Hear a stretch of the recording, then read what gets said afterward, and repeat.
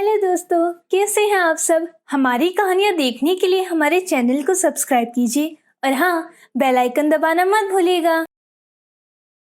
सरकारी हॉस्पिटल अंदर कमरे में गुलाबो भरती थी और बाहर बरामदे में उसका पति घनश्याम चहलकदमी कर रहा था और उसके देवर हरिया और उसकी देवरानी बिंदु बेंच पर बैठे हुए थे। तभी अंदर से एक लेडी डॉक्टर आती है और उसको देखकर घनश्याम कहता है, डॉक्टर साहब मेरी पत्नी कैसी है? देखिए, अभी कहना मुश्किल है, क्रिटिकल ऑपरेशन है। उसके बाद वह लेडी डॉक्टर वहाँ से चली जाती है। घनश्याम वहाँ पर बेचैनी से इधर उधर घूम रहा था। तभी बच्चे की रोने की आवाज सुनाई देती है और कमरे से वही लौट लेडी डॉक्टर बच्चे को लेकर बाहर आती है और घनश्याम से कहती है, मिस्टर घनश्याम, आपको बेटी हुई है, लेकिन हम आपकी पत्नी को नहीं बचा सके। ये लीजिए आपकी बच्ची। इतना सुनते ही जैसे घनश्याम के ऊपर बिजली गिर गई हो और वह बोल पड़ा, क्या? नहीं, इस बच्ची को नहीं दे सकता, दूर करो मेरी नजरों से, ये मनहूस है, इसने मेरी बीवी को खा गई। वह बच्ची को बिना देखे ही अंदर कमरे में चला गया। उसके बाद लेडी डॉक्टर ने वह बच्ची उसके चाचा को दे दी। घनश्याम अपनी दम छोड़ चुकी पत्नी के पास बिल्कुल शांत बैठा था। गम या रुदन का कोई भाव उनके चेहरे पर ना था। पत्नी की अंतिम क्रिया कर उन्होंने अपनी दुकान को ही अपना सदा का घर बना लिया। उसने कभी भी अपनी बेटी की खबर नहीं ली। चाची ने समाज के दबाव में उसे गोद से तो लगाया, लेकिन दिल से ना लगा सकी और इस तरह इस दुनिया में राजस्थान की भिवाड़ी में एक और अनचाही जीवन शुरू हो गया। नाम रखा गया सरोजा, लेकिन पुकारा उसे मनहूस ही जाता रहा। धीरे धीरे समय निकलता रहा। सरोजा 8 साल की हो गई थी। एक दिन सरोजा अपने चचेरे भाई को घी चुपड़ी रोटी खाता देख उसका भी जी मचल रहा था। तभी वहाँ पर उसकी चाची आ जाती है और कहती है, ए मनहूस, तू यहाँ पर क्या कर रही है? चल हट यहाँ से, मेरे लड़की को नजर लगाएगी क्या तू? इतना सुनते ही सरोजा ने वहाँ से हटने में ही भलाई समझी, नहीं तो उसकी पिटाई पक्का थी। और फिर सरोजा बगल में अपनी ताई के घर चली गई, क्योंकि अपने घर से अधिक तो उसे पड़ोस की ताई का घर भाता था। ज्यादा अपनापन लगता था उसे। कम से कम उस घर में वह मनहूस ना थी। 8 बरस हो चली थी और पिता का प्यार भरा हाथ अभी तक सिर पर ना पड़ा था।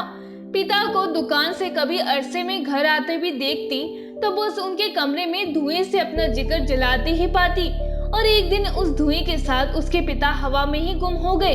उसकी चाची ने सरोजा की पढ़ाई छुड़वा दी और सरोजा से घर का सारा काम करवाती थी, जैसे कि कपड़े धोना, बर्तन मांजना, झाड़ू पोछा लगाना, सब्जी काटना। थोड़ा भी देर होती तो उसकी चाची उसकी पिटाई कर देती थी। जब भी उसको काम से फुर्सत मिलती तो अपने ताई की यहाँ चली जाती थी और वहाँ पर ताई के साथ बैठी वो कपड़े पर कशीदाकारी करने लगती। सुई में लिपटे धागे को ऊपर से नीचे लाकर वो कपड़ों को सुंदर रंगों में भर रही थी। एक यही काम था जिसमें लगी चोटें व इससे मिले घाव उसके चेहरे पर झूठी मुस्कान नहीं लाते थे। सुई धागे के साथ जैसे कि वो अपना दिल भी पिरो देती थी उस कपड़े में। उसके हाथों में उभरे आकारों को देखकर कोई नहीं कह पाता था कि ये एक 10 साल की लड़की ने उकेरे हैं। अक्सर इनमें इतना खो जाती थी कि वो फिर उसकी तंद्रा चीखती हुई चाची की आवाज से ही खुलती। अरे ओ मनहूस लड़की, जल्दी आ तू। वहाँ पर क्या कर रही है? बचपन में तुम माँ को खा गई, जब थोड़ी सी बड़ी हुई तो बाप को खा गई, और अब क्या हमें खाना चाहती है क्या? कब से हमें भूख लग रही है और तू अभी तक सब्जी काट के तैयार नहीं की है, जल्दी आ। इतना सुनते ही सरोजा ने अपनी ताई से कहा, ताई, मुझे अभी जाना पड़ेगा। उसके बाद सरोजा कढ़ाई का सारा सामान रख देती है और फिर अपने घर चली जाती है।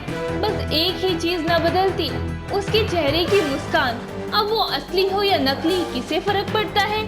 चाची के लिए तो वो उसकी बेशर्मी थी कि अपने माँ बाबू को खा जाने के बाद भी उसके चेहरे पर वो मुस्कान चसिया रही थी। कोई शायद ही जानता था कि उस मुस्कान के पीछे उसने किस भभक को दबाया था। भभक जो गर्म रेत पर पड़े छींटों से भांति कड़क की आवाज में उठती है।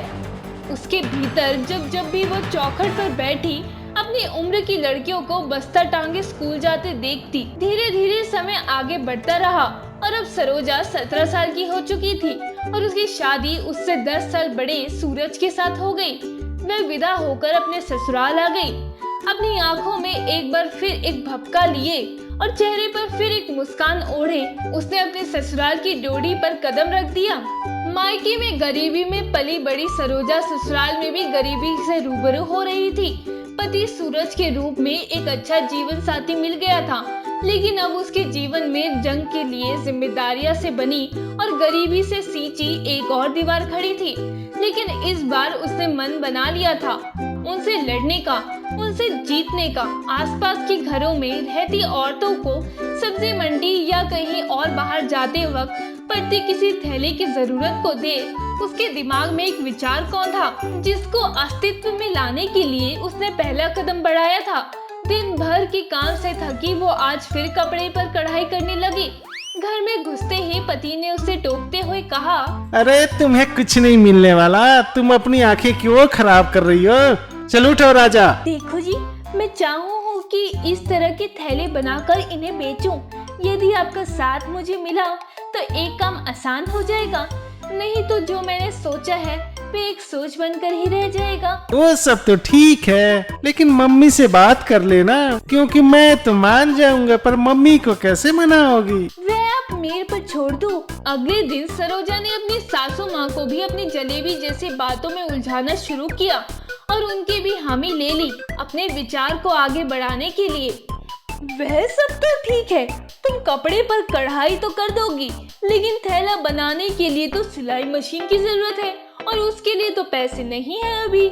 माँ जी, अभी मैं कढ़ाई भी करूँगी और सिलाई मशीन के बदले में हाथ से ही सिलाई करूँगी और जैसे जैसे पैसे आएंगे उस हिसाब से देखेंगे फिर। उसके बाद सरोजा ने बड़ी मेहनत से अपने ही हाथों से सिलाई करके अपना पहला थैला तैयार किया और फिर उसे पड़ोस में रहती कुछ औरतों के सामने रखा।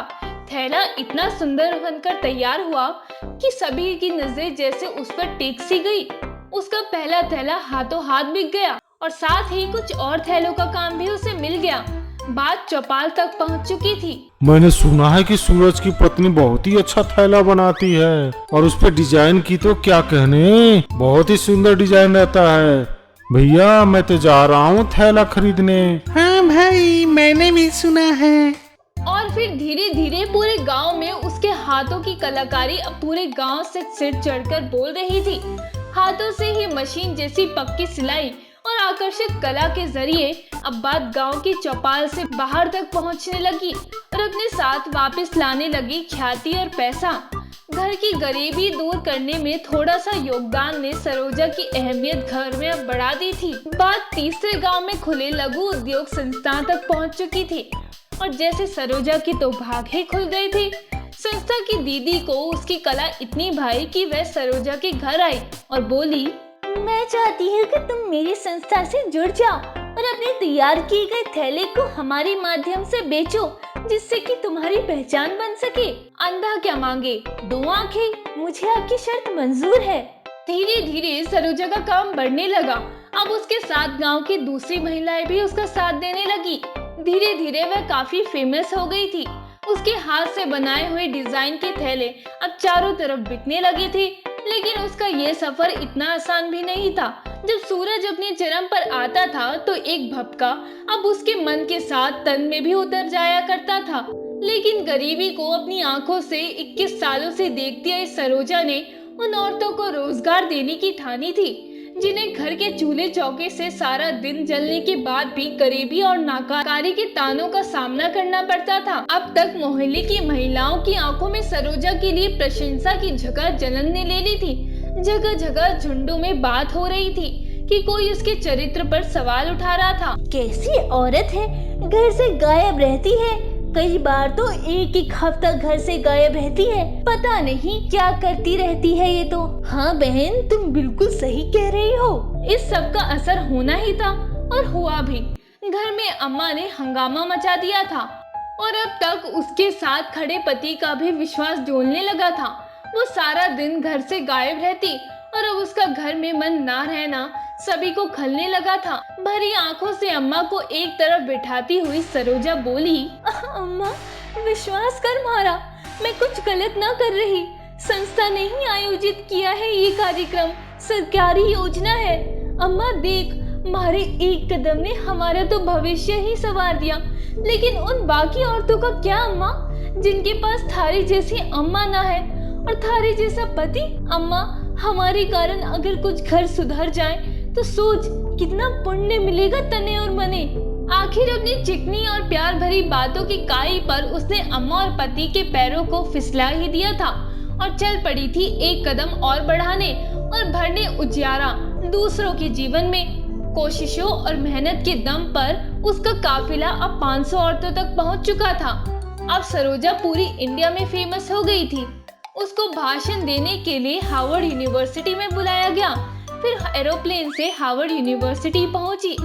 हार्वर्ड यूनिवर्सिटी में चंद पढ़े लिखे व सम्मानित लोगों के बीच मंच पर खड़ी सरोजा ने अपनी बात की शुरुआत की। खम्मा गणी। वहाँ पर उपस्थित सभी लोगों के खम्मा गणी के शोर से गूंज उठा। आज सरोजा का मन का भपका बोल बनकर उसके होठों से फूट रहा था। वो लड़की जिसने 4th कक्षा भी पास ना की, उसका इस मंच तक का सफर अद्भुत है। ताई की सिखाई कला ने मुझे यहाँ तक ले आई है। मैंने कभी ना सोचा था, पर अब जब ये हो रहा है तो खुद को छूकर देखने का मन करता है कि ये सच है कि सपना। चाची ने जब हमारे बदन पर पहला थप्पड़ जड़ा था, उस समय उठी भबक आज जाकर शांत हुई है। और यदि मेरे पति और मेरी सासू माँ ने साथ नहीं दिया होता तो मैं आज यहाँ तक पहुँच ना पाती। मुझे बचपन से ही बोला गया है कि तुम एक मनहूस हो, तुमने अपने माँ बाप को खा गई हो। इस मंच के जरिए मैं बस यही कहना चाहूंगी कि हुनर बस तुम्हारे जज्बे का मोहताज है, तो बस उठो और लगा दो अपना सारा जज्बा अपने हुनर में और फिर बस उस हुनर का हाथ थाम उड़ चलो अपनी मंजिल की ओर। तालियों की गड़गड़ाहट से हॉल गूंज उठा।